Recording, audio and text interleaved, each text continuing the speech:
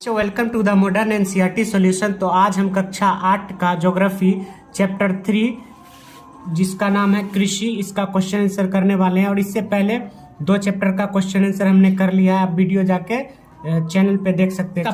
पहला क्वेश्चन है, निम्नलिखित प्रश्नों के उत्तर दीजिए। पहला क्वेश्चन है, कृषि क्या है, यानी कि खेती क्या है?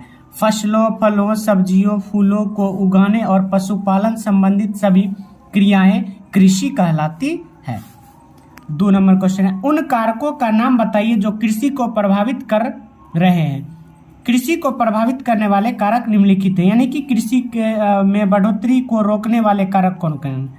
जलवायु, तापमान, वर्षा, प्रकाश, मृदा। चलिए नेक्स्ट क्वेश्चन है, स्थानांतरित कृषि क्या है? यानी कि स्थानांतरित कृषि का मतलब हो गया जगह को बदलना। इस कृषि की क्या हानियां हैं? चलिए, एक ऐसी खेती प्रणाली जिसमें किसान कुछ समय के लिए एक भूभाग पर खेती करते हैं और फिर जब मिट्टी की उर्वरता खत्म हो जाती है तो उस भूभाग को छोड़कर अन्य जगह चले जाते हैं, जिसे स्थानांतरित कृषि कहते हैं। इसके हानियां, मिट्टी की क्षरण, पर्यावरण और आर्थिक नुकसान, वन क्षेत्र को साफ करने से विविधता को नुकसान होता है। चलिए नेक्स्ट क्वेश्चन है, रोपण कृषि क्या है?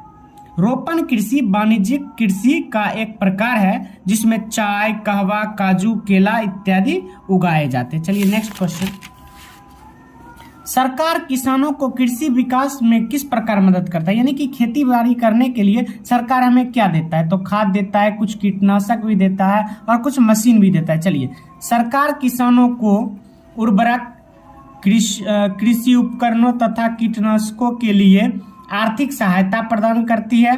किसानों को उच्च उपज देने वाले बीज तथा उर्वरक उपलब्ध कराकर उत्पादन बढ़ाने में सहायता प्रदान करती है।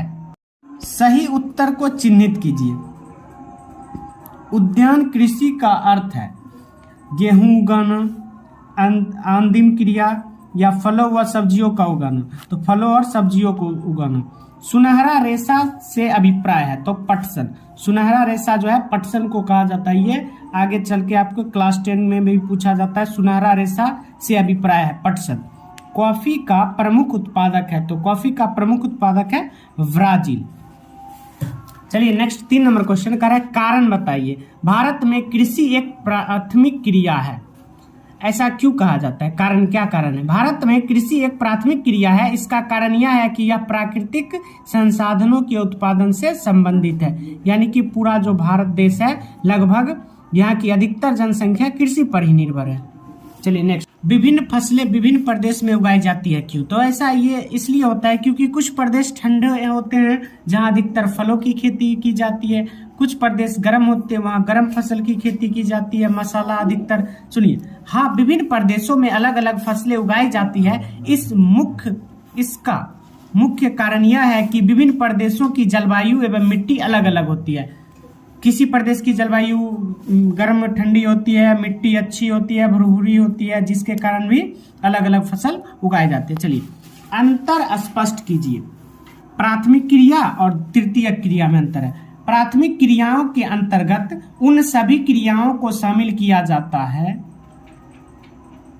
जो कृषि से संबंधित होते हैं, कृषि से संबंधित होते हैं। चलिए, तृतीय क्रियाओं के अंतर्गत प्राथमिक और द्वितीय क्रियाओं के सेवा कार्यों द्वारा सहयोग करना है। देखिए, प्राथमिक क्रिया में आता है कृषि, मत्स्य पालन इत्यादि, इनके उदाहरण है। और तृतीय क्रिया में यातायात, व्यापार, बैंकिंग, बीमा, इसके उदाहरण है। चलिए लास्ट क्वेश्चन, निर्वाह और गहन कृषि में अंतर स्पष्ट करें। निर्वाह कृषि, गहन कृषि। इस कृषि में खेतों का आकार छोटा होता है, इसमें खेत का आकार बड़ा होता है। इस प्रकार की कृषि में अधिकतर कार्य हाथ से किया जाता है। इस प्रकार के खेती में मशीनों का प्रयोग किया जाता है।